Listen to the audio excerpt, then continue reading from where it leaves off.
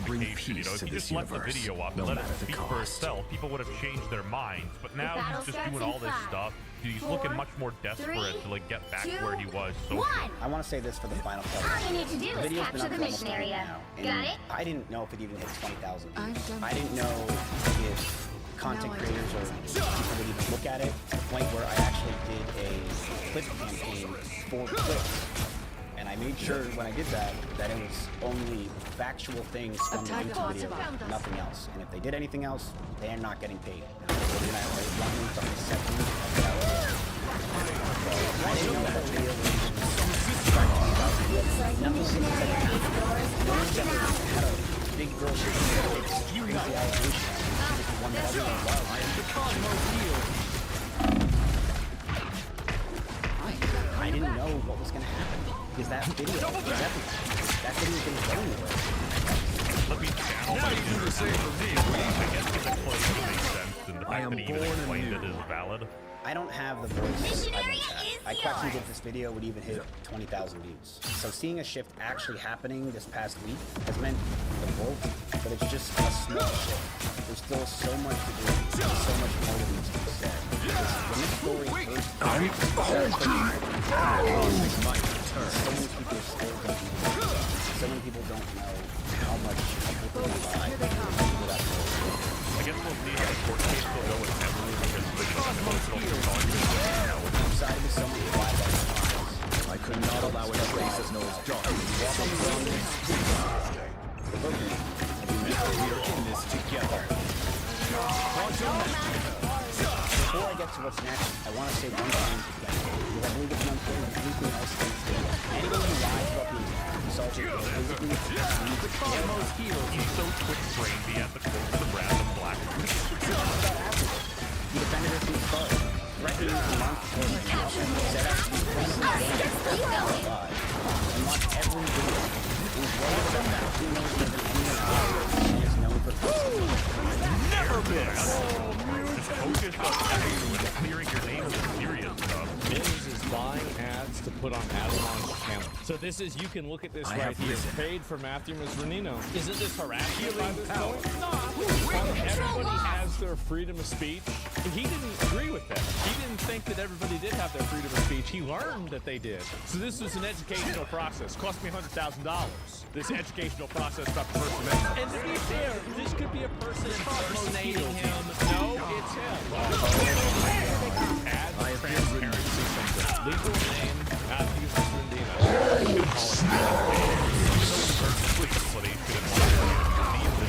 Pathetic that anyone wants. He's more people to watch the content. Paying people to interact with it. Earn tickets for liking, commenting on, and watching Mizkif's posts and videos. Paying Google to show it. It's a chill bit. Google was also violent. It broke both and I punched holes in the born walls, anew. slammed doors and crashed.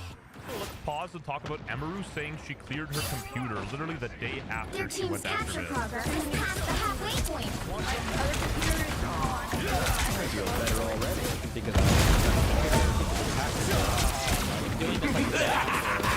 This is real firepower! This is facade we're talking about. You know how much They wiped the... This doesn't prove that she's guilty. It definitely doesn't make her look innocent, is what I'm trying to say.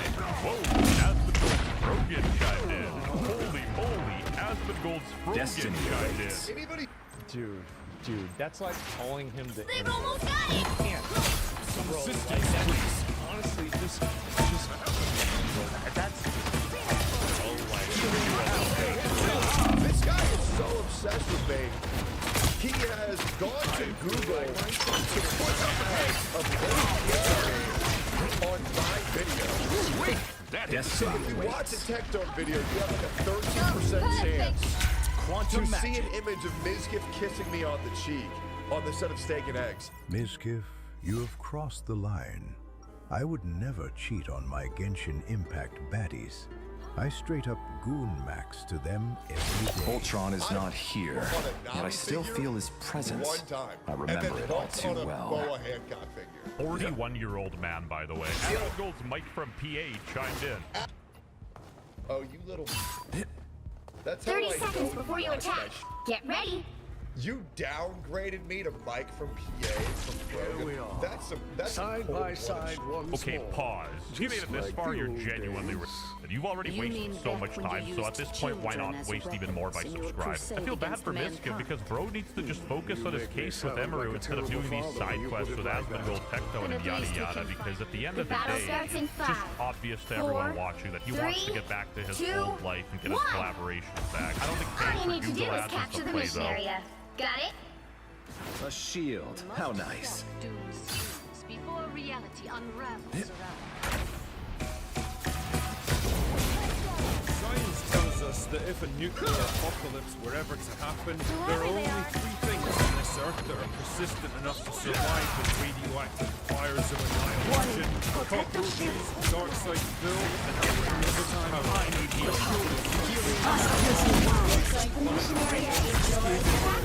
Fan mockery and worldwide. Never miss!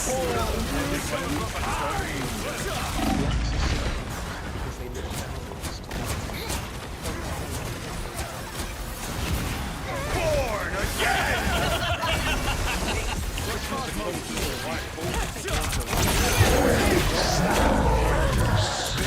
I'd almost love to heard warrior girl boss don't take no shit guy Landriel, then Roy Sauron with his one ring to rule all. Their absurd quantum dance, the nonsensical battle scenes, the complete butchering of story, lore and chronology, and the corporate DEI reimagining of Middle-earth standards. They did a bit of work, of course, but I had some help along the way, believe me. When the trailer for season 3 came out, oh yeah, they're still making this thing, aren't they? This is real firepower! Never in the scope of human endeavor was so little accomplished by so many with so much. It really is the most expensive show that shouldn't be on TV. But hey, just like that post-Vindaloo turd we've been desperately trying to hold in, it's coming no matter what, so we might as well meet this horror head on. The season picks up 5 years after the events of season 2, where Sauron masterminded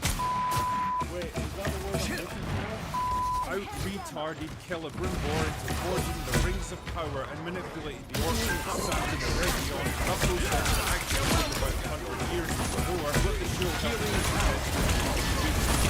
Fuck it, alright boys? Against the world! Let the devil! Sauron and his wig have turned their attention to forging one ring to rule them all in the fires of Mount Doom. Meanwhile, Jai Ladriel and her ethnically diverse band of elves set out to discover what the hell is up to. This time around, they've got 3 vampires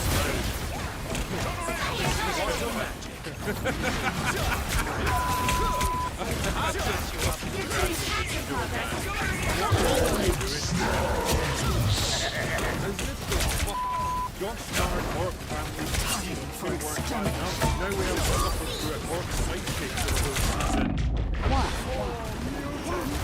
Yeah.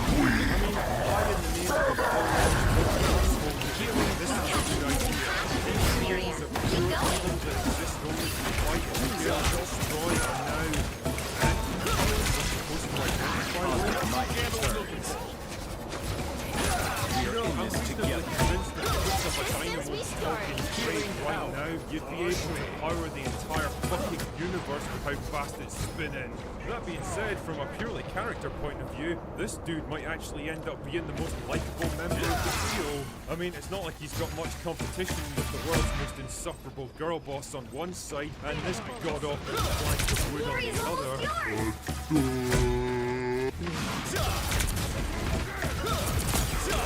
It's like the writer finally remembers Celeborn and Jai Ladriel's husband and a major figure in the history of Middle-earth who was mysteriously absent for the last 2 seasons so that Jai Ladriel could shake off the shackles of Never miss! Nowhere yet. Going to overtime. This is real firepower!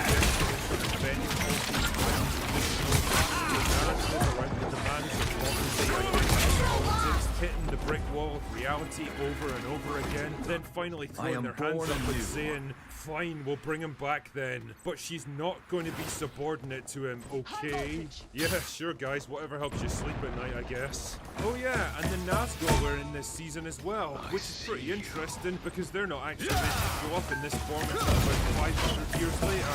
But that's okay because who even pretends to be before at this point? Just get some recognizable stuff in there any way you can.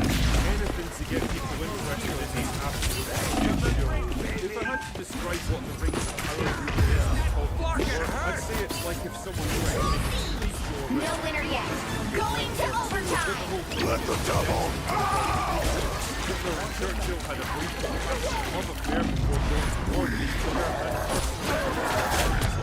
and the Japanese dropped an atom bomb on Pearl Harbor in San Francisco Bay. The US Army was about 50% female, and a Puerto Rican Stalin moved from a smartphone over an air assault on Berlin with Apache attack helicopters. It is fucking baffling. It's a complete bastardization of the source material on such a scale that I genuinely can't tell if it's malicious subversion or just pure unfettered retardation. Either way, the question I keep coming back to is... What? Well, you can't expect to win them all. I mean, it must have been painfully obvious after Season 1 that their dream of capturing the pop culture zeitgeist and becoming the next Game of Thrones through sheer financial power was never going to happen. By Season 2, it was even more clear that the show was in freefall, nobody was buying into it, and the only coverage it was getting was as an internet lolcow. So what the hell are we even doing now? We've got another massively expensive season of a failed show that would have been cancelled years ago if it was made by literally any other network. A weird little holdover from the early 2020s when it really did seem like girl boss driven, HR diversity approved reimaginings of classic properties for the modern audience with a future of entertainment. How did that work out for yous all? Amazon themselves seem to have lost faith in the show if their publicity and release schedule is anything to go by. The first 4 seasons are dropping all at once on the same day, like a gigantic post-Taco Bell turd plopping into the toilet bowl with such force that you end up with the sudden chilling cold of splashback in your nether regions. I guess to bump up the number of minutes watched for that first week. Looking at the release date, it's actually going to be a nightmare for the Open Bar gang because we're going to have to get through 4 entire episodes of this shite in 2 days. The right heroes could make all the difference. Why didn't you consider me when you did this, Amazon? The showrunners themselves keep emphasizing that people can just jump right in with Season 3 and don't need to have watched the previous seasons to understand it, which is good and all because hardly anyone did bother to watch them, but it also kind of reeks of desperation. I will bring peace to this universe, Please, no matter just the watch cost. our show. We know it sucked until now, but we're doing better, okay? Well, it's not okay. With something as big and important as Lord of the Rings, you only get one chance to make a first impression, and Rings of Power already blew their ring. Ultron is not I guess here, they'll yet I still feel his presence. I remember it all too well. Because Amazon can afford to blow all the money they want and stuff like this, but I don't imagine they'll win many people over with it. In the end, Tolkien himself said it best. Evil cannot create anything new. They can only corrupt and ruin what good forces have invented or made. Keep that in mind, Amazon. Anyway, that's all I've got for today. Unless you want to see what happens. Go away now. Straight into your heart. The battle starts in 5, 4, 3, 2, 1. You have to stop them from securing the mission area. Some assistance, please. And so, another shambolic, bloaty, incoherent mess of the Rings of Power season finally staggers over the Cosmic might return. divers out. And all that's left now is grab a stick and poke it. Out of sheer morbid curiosity,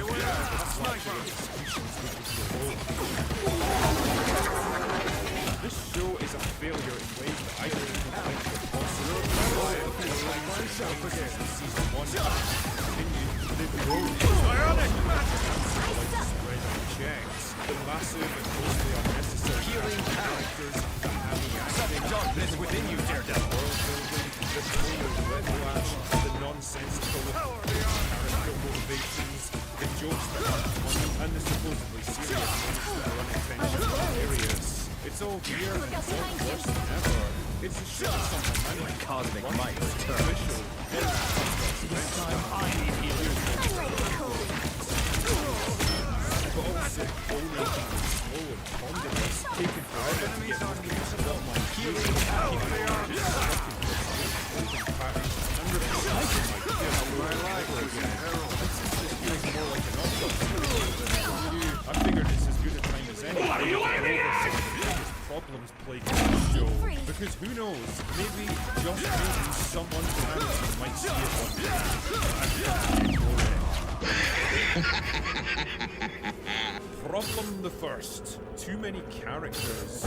This, by far, is the show's biggest fundamental problem because I am it born spawns so anew. many other problems that ripple through the rest of the narrative.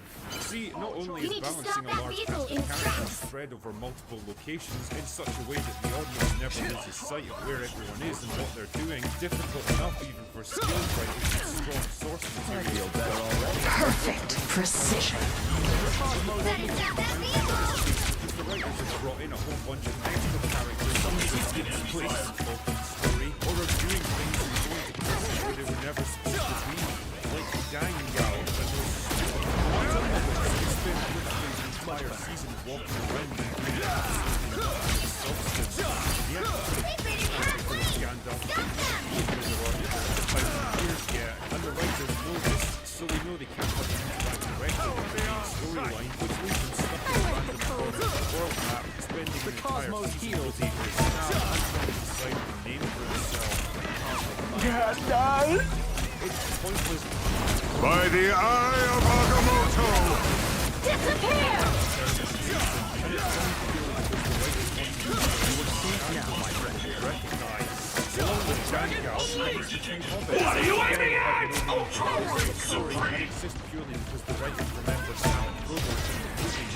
The thing is, Sam and Frodo had an actual quest to follow. Their mission was a vital and important story. They weren't wandering aimlessly across Middle-earth because they had nothing better to do. These characters should absolutely never have been in this show. Their presence is compounded by terrible performances from two actresses who can't seem to believe that they're even there. And every single time they show up, I have to grit my teeth like Tatiana and pray it'll be over soon. Which it usually is in Tatiana's case. Likewise, the writers know that Isildur is going to be important to the story eventually, so they have to Cosmic might return. but they also have absolutely no idea what time to make. So just like Gangal, he's been put into the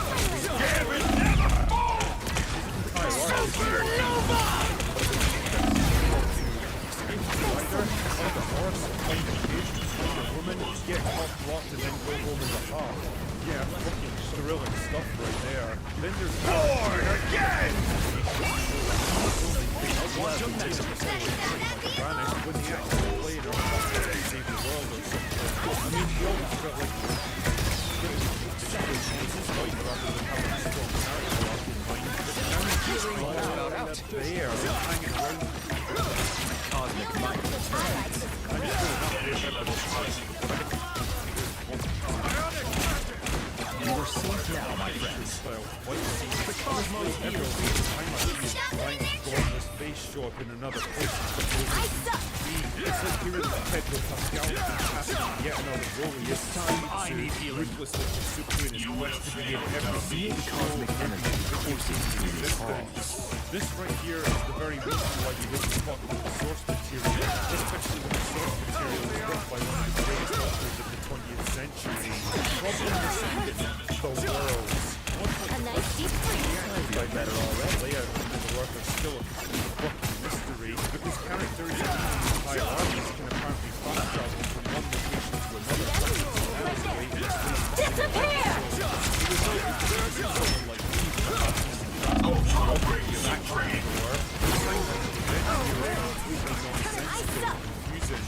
one point, what are you aiming at? By the eye of Agamotto! Region, a journey of almost 1,000 miles with an entire mountain range. In the space of like 2 episodes, without being spotted or tracked by anyone. I feel better already. And the show makes sense. This was always your thing. Quantum story lives and dies by ability. This time, I need healing. Still managing. And if it doesn't care about crafting, the way this works is the audience. Problem the third.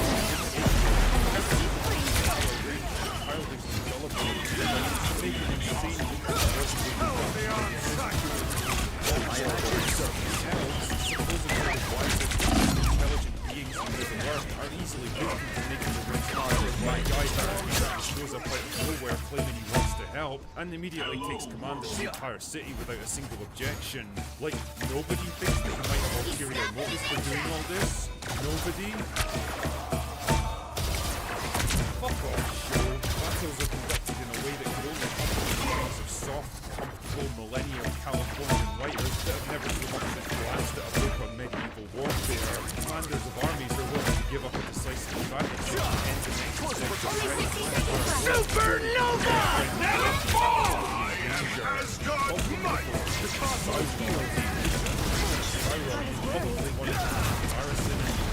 Cosmic might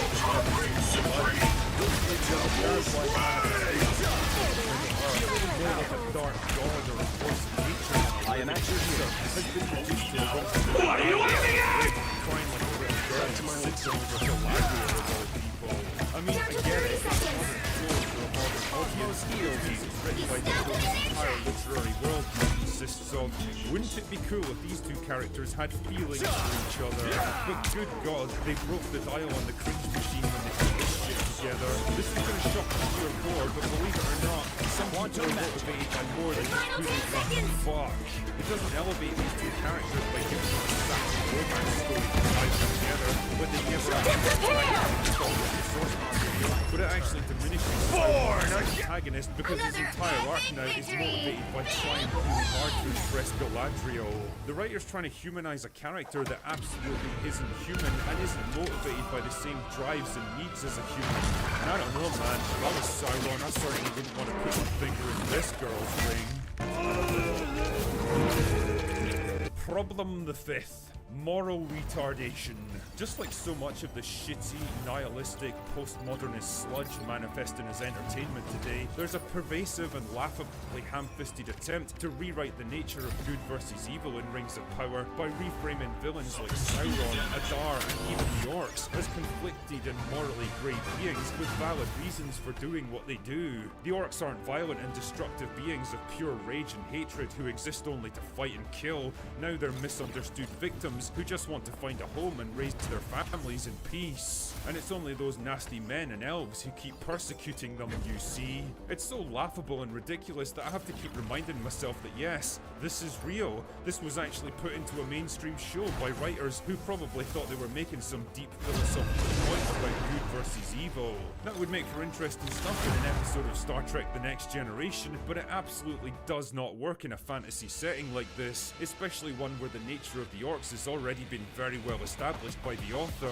and it all flows from the same lack of creativity and imagination that sees parallels to modern society and people in absolutely everything, where none was ever supposed to exist. The orcs are not supposed to be a metaphor for some racial or cultural group in the modern world, so they don't have to be given the let's see things from their point of view treatment. If good and evil don't really exist in this show, then why the fuck should I root for the supposed good guys when they're no better than the villains? All of these various problems collectively add up to a show that just refuses to learn from its mistakes, that's so set on its course that even losing half its audience isn't enough to change direction, and it's likely to go down as the most expensive Nothing can defeat us history. when we stand and what's next particularly interesting is the reaction to it now, or lack thereof. Swords of The the first season sorceress. of Rings of Power started with Firestorm 30 seconds before you attack. backlash Get from ready. Tolkien fans who were rightly disgusted by some of the bastardization of their world. You are But there's facing been enough this kind of battles already, Revelation. that's settled on Perhaps this you should season. sit Like this one people have out. already made the rational No can decision do, that Eric. the show is If I simply stop fighting, irredeemable I've gotta and just deal with what a mess walked my away life from is. it. Be And wary. honestly, if I No wasn't here timeline specifically to exists. review it, I probably would Ultron have is joined not them. here, Who knows yet how I many still of them feel will his even stick presence. around The for battle season starts in 3. 5, I certainly don't. 4, 3, Anyway, 2, that's all I've 1. got for today. Go over that. I don't think that's welcoming to me. Bring it home for test support. I do still kind of have a crush on Wolverine.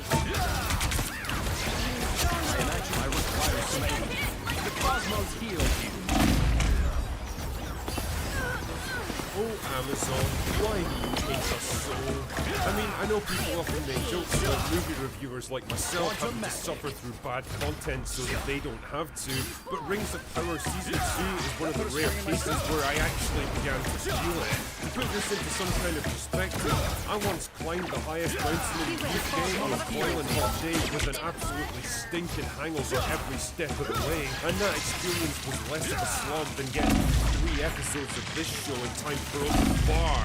It was, to put it bluntly, one of the most miserable and depressing and tedious video experiences of my entire career that somehow found new and creative ways to deprecate Tolkien's legacy and prove once again that modern culture is an absolute blight on humanity. From the cringe-inducing dialogues straining for grandiose pomposity and peppered with so many tortured metaphors that the writer should be arrested for crimes against literature, to the idiotic character choices and a ridiculously convoluted plot held together by so many conveniences and shortcuts that it makes J.J. Abrams look like Christopher Nolan, the overwrought performances by a cast of effeminate Gen Z pussies that ticks almost every diversity box except acting ability, to the ham-fisted direction and oversaturated cinematography that's so dark you literally can't see what the fuck is even going on half the time. It all adds up to a $1 billion slab of arse cancer that shames the legacy of Lord of the Rings and makes a complete mockery out of everything that Tolkien stood for.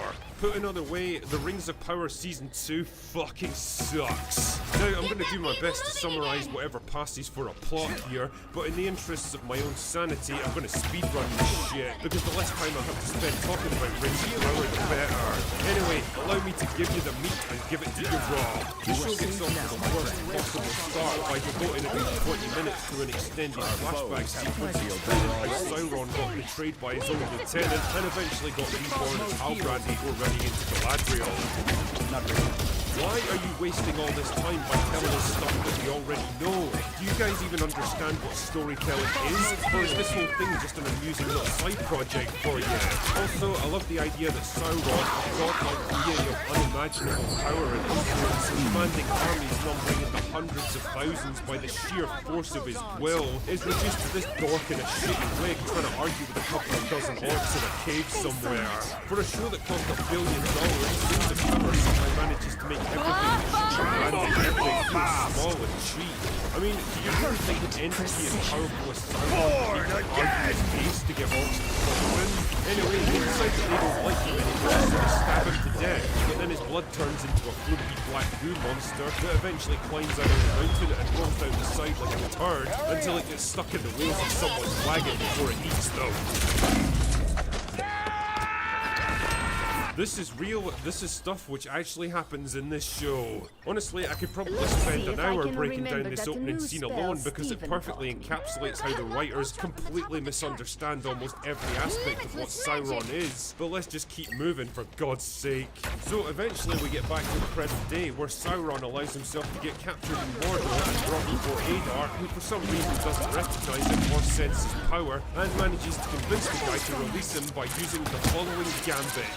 Sauron is alive again, and I know you want him dead, even though I totally shouldn't know that because you betrayed him hundreds of years before I should have been born, but don't think about that too much. And I don't actually know where he is or what he looks like now, but the important thing is that he's totally not me, and if you let me go, then I can go to the Elves and maybe find out where he is and then report back to you so that you can march your not completely strong armies halfway across Middle-earth to the most heavily defended stronghold in the entire world and possibly take him out. And I'll totally do all of that and not just disappear and never come back. Trust me, bro. And the amazing thing is, it actually works.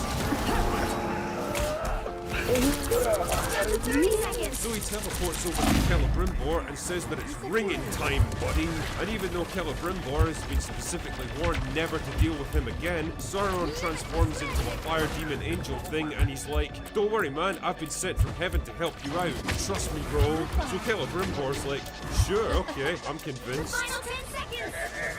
Meanwhile, Elrond steals the 3 elven rings that have already been made and decides to destroy them because they might be influenced by Sauron, but fucking Doughboy here wants them anyway because he already wears your finger jewelry than your average gypsy taxi driver, so Elrond throws himself up a waterfall and manages to survive so that the rest of the plot can happen.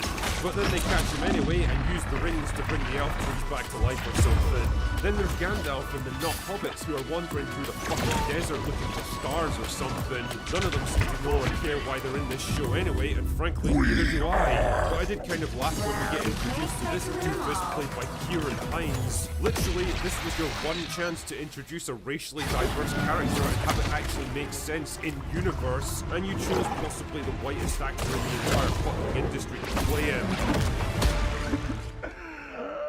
What is wrong with your brains? Like, do they just not operate like regular brains or what? Also, it's nice to see the real Grim Shady make a comeback because those guys totally weren't a laughingstock from the first season. Oh yeah, and Isildur is alive again because wow, it turns out that baiting the death of a major character that we know can't die yet wasn't the best way of sustaining dramatic tension. Neither was bringing back Don Lemonlass, who was a pointless character even in season 1 and hasn't changed much here. It did make me laugh though when they had to explain away the death of Bronwyn, even though she was totally alive and well at the end of season 1. Yeah, those orc arrows just take a while to kill you, I guess. Don't think about it too much. There's also a tedious storyline in Moria where the dwarves are running out of food, but they can't do anything about it until Durin and his father reconcile, but they won't because they're basically idiotic children now, I guess. And lastly, there's a growing power struggle in downtown Numenor where discount Karl Marx is trying to stage a coup against diverse female queen, and he's so smart about it that he literally talks openly about overthrowing her in the middle of a crowded tavern. Truly, it's the last thing they'd be expecting.